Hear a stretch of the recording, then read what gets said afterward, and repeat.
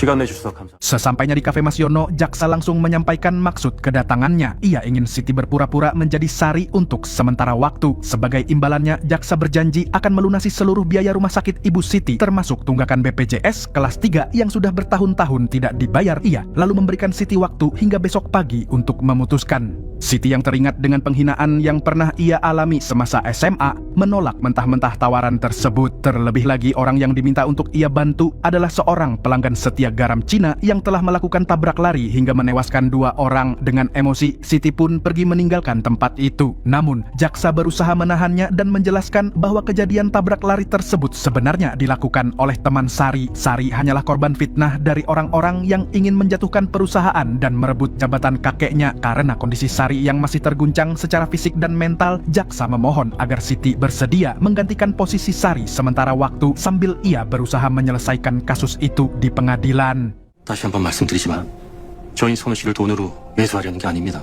시현 씨를 아주 잠시만 도와달라고 말입니다. Sebelum memutuskan langkah yang akan diambil, Siti menyempatkan diri pergi ke rumah sakit untuk menjenguk ibunya sambil menonton video Sari yang viral. Dalam video tersebut, tampak Sari masih hidup dengan santai dan berleha-leha di rumah, seolah tidak memiliki masalah apapun. Padahal, semua bukti kasus tabrak lari yang melibatkan dirinya telah disita oleh pihak kejaksaan sebagai barang bukti. Melihat hal itu, Siti semakin bingung menentukan keputusan. Di satu sisi, ia sangat membutuhkan biaya untuk operasi ibunya. Namun di sisi lain, ia enggan terlibat dalam masalah yang berisiko besar. Setelah berpikir dengan matang demi kesehatan ibunya, akhirnya Siti memutuskan untuk menerima tawaran jaksa. Akan tetapi, sebelum benar-benar menyetujui pekerjaan tersebut, ia meminta untuk bertemu langsung dengan Sari terlebih dahulu.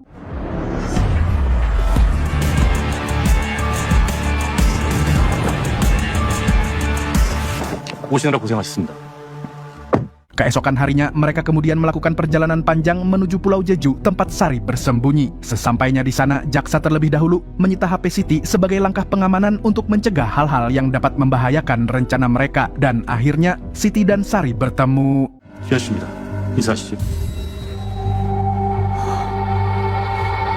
Setelah melihat Siti, Sari justru tampak tidak setuju apabila Siti harus berpura-pura menjadi dirinya. Ia tidak tega jika Siti harus menanggung kesalahan yang tidak seharusnya dipikul olehnya. Subhanallah, jaksa lalu berusaha meyakinkan Sari agar tetap setuju dengan rencana tersebut. 제가 선우 씨도 어렵게 모셔왔는데 윤상무님, Siti yang mendengar obrolan itu akhirnya menyimpulkan bahwa Sari sebenarnya tidak bersalah. Pelaku tabrak lari yang sebenarnya adalah teman Sari yang kini telah melarikan diri ke Nganjuk. Siti awalnya ragu karena apa yang akan dia lakukan beresiko besar, tapi tiba-tiba 시현 씨. 시현 씨. 천천히 호흡하세요. 빨리 방으로 모셔. 네.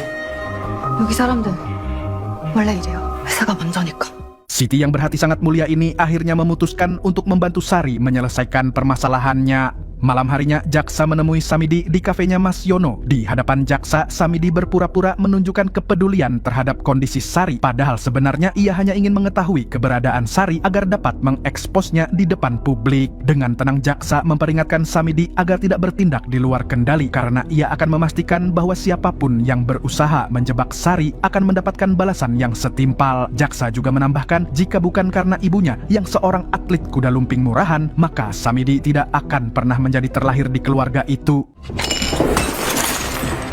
Jaksa sama sekali tidak membalas perbuatannya. Ia hanya berkata dengan tenang bahwa sekeras apapun Samidi berusaha, dia tetap akan menjadi sosok cadangan dalam keluarga tersebut. Pagi menjelang, Sari yang baru saja terbangun dari tidurnya, ia mendapat panggilan telepon dari Samidi yang memintanya datang ke Hotel Melati. Saat itu juga, saat ia sedang bersiap, tiba-tiba Siti mencegahnya dan meminta agar ia menggantikan Sari. Sebelum Siti pergi, Sari memberitahu bahwa sebenarnya jaksa sangat berbahaya. Ia sengaja membawa Siti ke tempat tersebut agar dapat mencari kambing hitam atas perbuatan yang telah dilakukannya. Jaksa berencana membunuh Siti sehingga dapat menggunakannya untuk meyakinkan publik bahwa Sari tewas akibat kebanyakan garam Cina. Sari meminta Siti segera kabur karena ia tidak ingin Siti menanggung akibat dari perbuatan yang dilakukannya. Tak butuh waktu lama, Sari dan Siti sudah bertukar baju agar bisa kabur dengan aman. Siti pun segera bergegas pergi.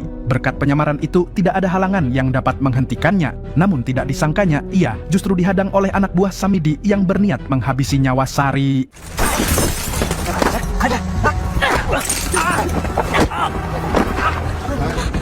야, 잡아!